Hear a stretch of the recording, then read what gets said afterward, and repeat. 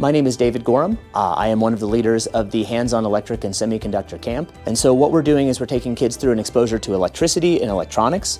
They're learning a lot about the basic components of electricity, the basic components mechanically that you'll encounter in that field. We're also exposing them to semiconductor-specific education. So we took them up to LA Semiconductor yesterday in town. They got to see where the actual wafers are fabricated. They got tours from the engineers. They got to talk about how those careers will actually look and how they can apply, what sort of education they'll need. We actually just ran an experiment on Skittles. They were trying to make their initials using diffusion, which chemical diffusion is a huge part of the semiconductor process. And then this afternoon, we're going to work on chemical etch. So actually having them be able to manufacture specific designs by using a chemical wet etch and mechanical etch process. So what we're doing is we're trying to show the kids that science is approachable. It's something that they can do. We're also making sure that it's fun.